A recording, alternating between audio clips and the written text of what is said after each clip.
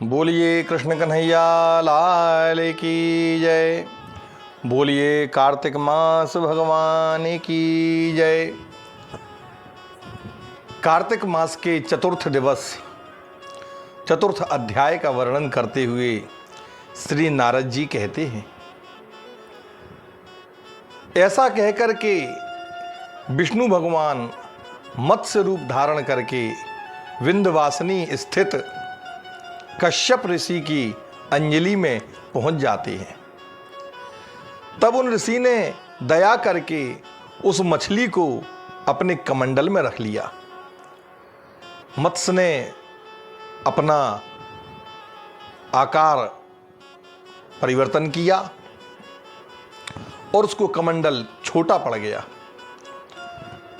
तब ऋषि ने दयावश उसको निकाल करके कमंडल से एक कुएं में डाल दिया, परंतु जब वह उस कुएं में भी नहीं समाई, तब कुएं से निकाल करके उस मत्स्य को तालाब में डाल दिया जाता है।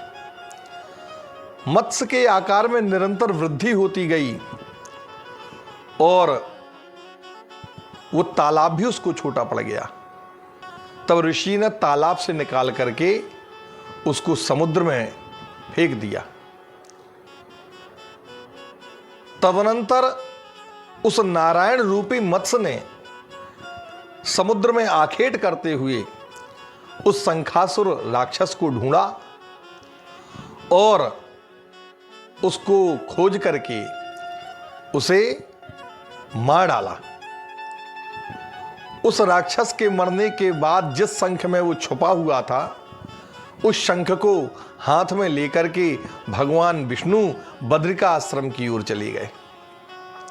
उन्होंने वहां सब मुनियों को बुला करके आज्ञा दी।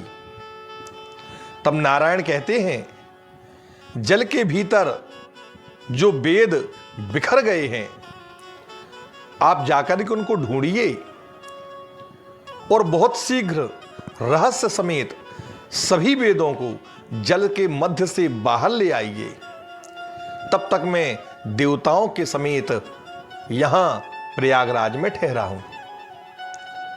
नारद जी कहते हैं, तदनंतर तपोबल से युक्त उन सभी मुनीश्वरों ने बीज और यज्ञ मंत्रों के सहित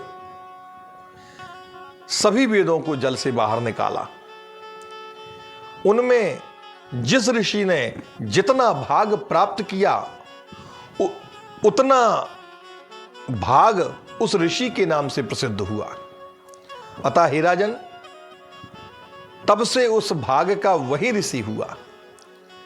उसके बाद सब मुनीश्वर प्रयागराज गए और पाए गए वेदों को विधाता सहित भगवान नारायण को समर्पित कर दिया।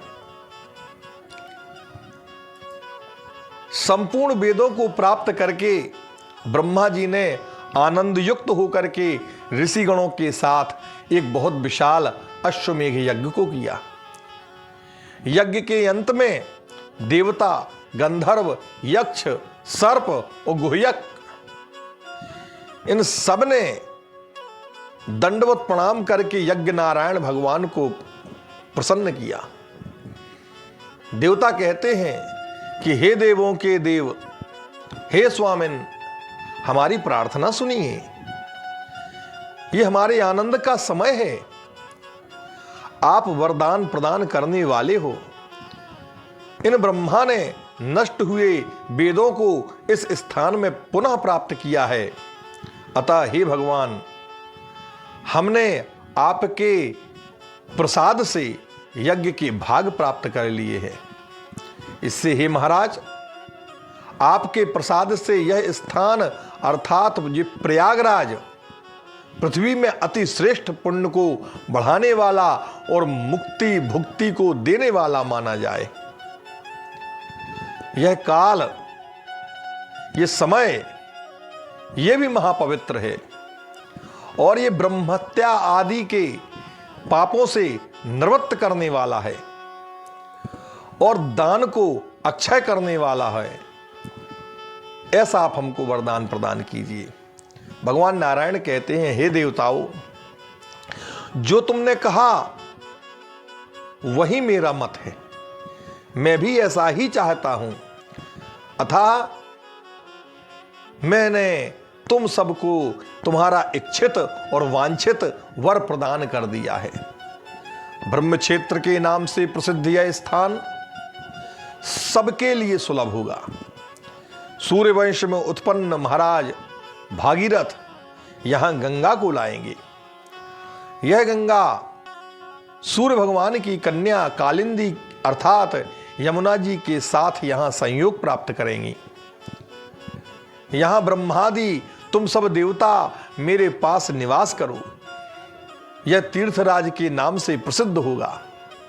इस क्षेत्र में किया हुआ दान, तप, व्रत, होम, जप और पूजा, ये सारी क्रियाएं अनंत फल देने वाली हो जाएंगी और इनको करने से प्राणी को मेरी समीपता प्राप्त होगी। अनेक जन्मों के किए हुए ब्रह्म हत्या आदि पाप इस तीर्थ के दर्शन मात्र से ही तत्काल नष्ट हो जाएंगे। जो धीर पुरुष मेरी सन्निधि अर्थात मेरे समीप अपनी देह को छोड़ेंगे तो फिर से उन्हें जन्म लेने की आवश्यकता नहीं है। उनका जन्म होगा ही नहीं। वे मनुष्य मेरे शरीर में ही प्रवेश कर जाएंगे अर्थात उनकी मुक्ति हो जाएगी। जो यहां अपने पितरों के निमित्त श्राद्ध करेंगे उनके सब पितृगण मेरी समरूपता को प्राप्त हो जाएंगे। यह समय भी मनुष्यों को महापूर्ण फल प्रदान करने वाला होगा और मकर के सूर्य आने पर स्नान करने वाले पुरुष के पापों का मैं नाश कर दूंगा। माघ मास में मकर के सूर्य आने पर प्रातःकाल स्नान करने वाला जो मनुष्य है उसके दर्शन कर लेने मात्र से समस्त पाप दूर हो जाएंगे। जैसे सूर्य के निकल आने के बाद में अंधकार नष्ट हो जाता है, माघ में मकर के सूर्य आने पर स्नान करने वाले के मैं सभी पापों को नष्ट करके उसको सालोक्य प्रदान करूंगा, सामीप्य प्रदान करूंगा और सारूप्य भी प्रदान करूंगा। इस प्रकार तीनों प्रकार की मुक्तियां मैं उसे देता हूं। हे मुनीश्वरों, तुम सब मेरा वचन सुनो। सर्वव्यापी मैं बद्रीवन में सदैव रहता हूं। अन्य स्थान में 100 वर्ष जप करने से जो फल प्राप्त होता है वह तो मैं वहां बद्रीवन में एक दिन में फल प्राप्त होगा। जो श्रेष्ठ उस स्थान का दर्शन करते हैं वे जीवन मुक्त हैं और कभी उनमें पाप नहीं रहता है।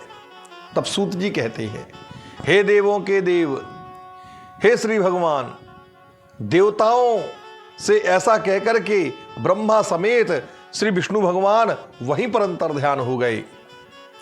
इंद्रादि सब देवता भी अपने अंशों से वहां स्थित होकर के अंतर्ध्यान हो जाते हैं।